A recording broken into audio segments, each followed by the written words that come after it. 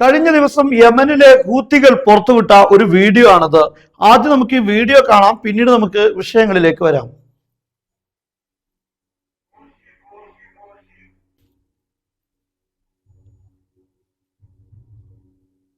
ഈ വീഡിയോയുടെ അവസാനത്തിൽ എഴുതിയിട്ടുണ്ട് കരീബൻ എന്ന്, അതായത് ഉടൻ തന്നെ ഞങ്ങളുടെ ആക്രമണം അമേരിക്കൻ കപ്പലുകൾക്ക് നേരെ ഉണ്ടാകുമെന്നാണ് ഹൂത്തികൾ ഇതിലൂടെ സൂചിപ്പിച്ചിരിക്കുന്നത്.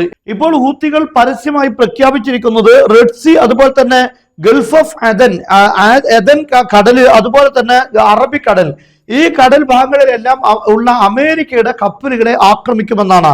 അതേസമയത്ത് ഇറാൻ, നമുക്കറിയാം ഇവിടെ പ്രധാനമായും 2 സ്ട്രൈറ്റുകളാണ്, കടലിടുക്കുകളാണുള്ളത്. ലോകത്തെ വാണിജ്യങ്ങളിൽ ഏകദേശം വലിയൊരു ഭാഗവും സിംഹഭാഗവും നിലനിൽക്കുന്നത് ഈ 2 സ്ട്രൈറ്റുകൾ വഴിയാണ് എന്ന് നമുക്കറിയാം. ഒന്ന് ഹോർമുസ് കടലിടുക്കാണ്, ഇത് ഇറാന്റെ അധീനതയിലാണ്, അല്ലെങ്കിൽ ഇറാനോട് ചേർന്ന് നിൽക്കുന്ന ഭാഗമാണ്.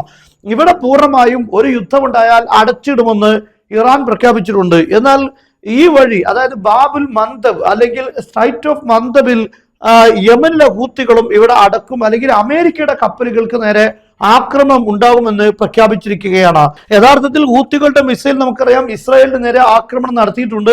പ്രതിരോധിക്കാൻ പോലും കഴിയാത്ത വിധം ലക്ഷ്യങ്ങളിൽ അത് പതിക്കുകയും ചെയ്തിട്ടുണ്ട്. അമേരിക്കയുടെ കപ്പലുകൾ ഇപ്പോൾ നമുക്കറിയാം അറബിക്കടലിൽ നിലനിൽക്കുന്നു. മിഡിൽ ഈസ്റ്റിൽ ഇപ്പോൾ സെൻകോമിന്റെ ഉള്ളിൽ തന്നെ എത്തിയിട്ടുണ്ട് എന്നാണ്, മിഡിൽ ഈസ്റ്റിൽ എത്തി എന്ന വിവരമാണ് വരുന്നത്. എന്ന് പറഞ്ഞാൽ ഇറാന്റെ മിസൈലുകൾക്ക് ടാർഗറ്റ് ചെയ്യാൻ പറ്റിയ പരിധിയിലാണ് ഇപ്പോൾ അമേരിക്കയുടെ കപ്പലുള്ളത്. ഇവിടെ നമുക്കറിയാം അബ്രഹാം ലിങ്കൻ എന്നറിയപ്പെടുന്ന വിമാനവാഹിനി കപ്പലും അതിന്റെ അകമ്പടിയായ ഡിസ്ട്രോയറുകൾ, അതുപോലെ തന്നെ ക്രൂസർ തുടങ്ങിയ കപ്പൽ വ്യൂഹം ഇവിടെ ഉണ്ട്. എന്നാൽ മറ്റൊരു വ്യൂഹം നമുക്ക് കാണാൻ സാധിക്കുന്നത് ഇവിടെയാണ്, മെഡിറ്ററേനിയൻ കടലിലാണ്. ഈ ഭാഗത്ത് സൈപ്രസിനോട് അടുത്ത ഭാഗത്ത് ഇതുപോലൊരു വിമാനവാഹിനി കപ്പലും അതുപോലെ തന്നെ അതിന്റെ അകമ്പടിയായ കപ്പലുകളും ഇവിടെയുണ്ട്.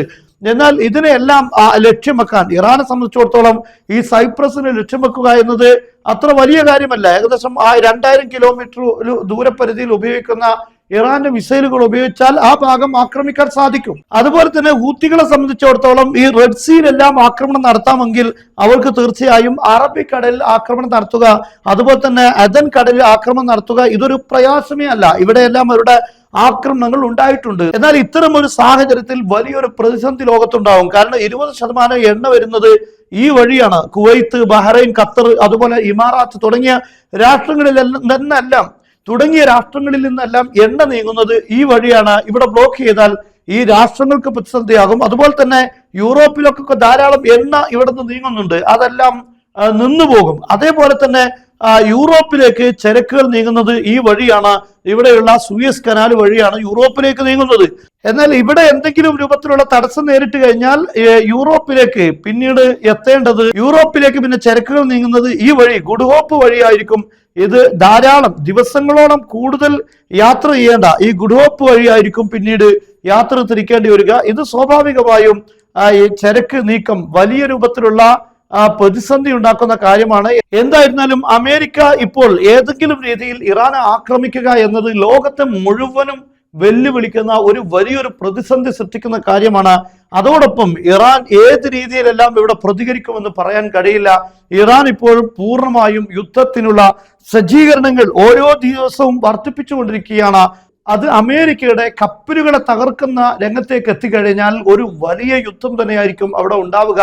മാത്രമല്ല ഈ പ്രദേശത്തുള്ള രാഷ്ട്രങ്ങളെല്ലാം യുദ്ധത്തിന്റെ വക്കിലേക്ക് എത്തുമെന്നതൊക്കെയാണ് ലോകത്തെ ഇപ്പോൾ ആശങ്കപ്പെടുത്തുന്ന കാര്യം.